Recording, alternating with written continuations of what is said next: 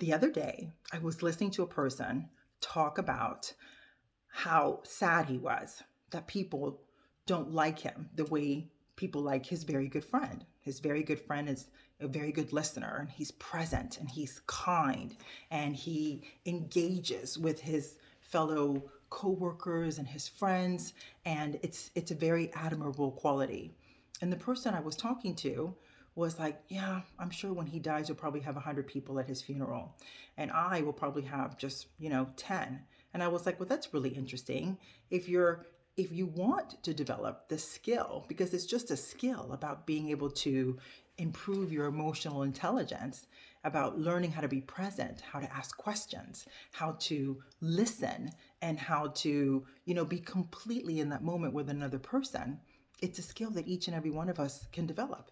If you want, my insert now being the let's solve it and the people pleaser, let me get you to what you want kind of person that I am, I said I have a great book on emotional intelligence. It's a quick read and it'll give you the skills that you need that you can practice so you can actually get to what you want, which is being able to have that kind of presence when it comes to being around friends and colleagues. And I said, here's the book. And he looked at me and he was like, oh, okay, I'll take the book. And then we were talking with the rest of our friends. And as he was walking out the door, he put the book down in another place. And I picked up the book and I said, here's the book. And I said, hey, if you don't want the book, just tell me you don't want the book. And he looked at me, he said, I don't want the book. And I said, that's fair. Can you, is there a reason why you don't? He said, because I don't want to do the work. I found that so interesting. And it happens to so many people every day. And this is where so much of the suffering happens when we don't become accountable to our own wants and needs because of the work. And I have this little idea that it's not about the work. It's about the pressure that we put on ourselves to get everything done within a certain amount of time because we've told so many people and we don't want to let everybody else down instead of letting ourselves down. And there's this super beautiful word called choice.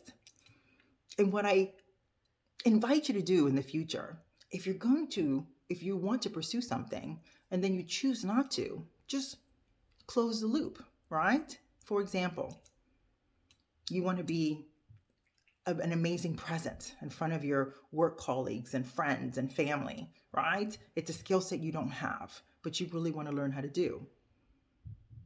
And that's all about learning how to listen, how to be present, how to ask questions, how to be engaging, right? And if you don't want to put the work in, then tell yourself, you know what? That's something I really want to learn, but I choose not to do it.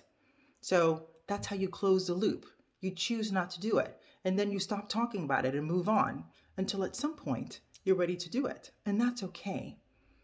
What happens and how we engage in the suffering, which means it's like the anxiety of telling people all the time the things that you want to do, and then you actually don't want to do the work to do it.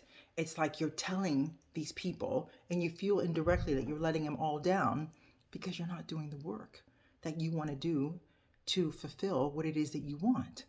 And at the end of the day, it's okay. But stop telling the story.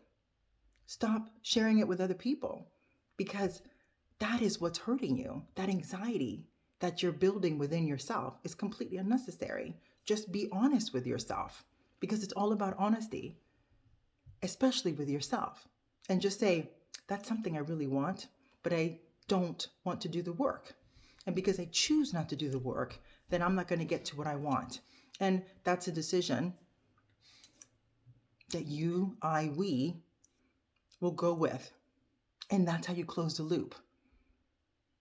Closing the loop is also attaining what you want. If you want to be a fireman, understanding how many academies there are in your county. How long are the programs? When do they start? How much do they cost? What are the finances that you have right now that you can actually be able to go to the Fireman's Academy for however long the program is? And if you don't have it and it's something that you really want, then it's about stepping back a little bit and say, okay, in order for me to go through an 18-month program or a 8-month program, to be honest, I don't know, even though my brother's a fireman,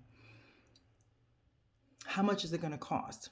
And then delay the beginning by saying, I'm going to work for the next year so I have enough money to be able to take the next year and go full time to the police academy or to the fireman's academy and finish the program and still get to what you want because you've planned it. You know how much it's going to cost. You know how much what work it entails. And then you close the loop because you finish, you graduate from the academy, and then it starts all over again because then it's about being interviewed at different firehouses. And that's all part of getting about it. So the intention of this video when it comes to go get about it, it's either way you win. Either take the steps to get to what you want or be honest enough and say, you know, I really want to do that, but I choose not to do the work. I choose not to attain the goal that I want and close the loop. I hope this serves you well.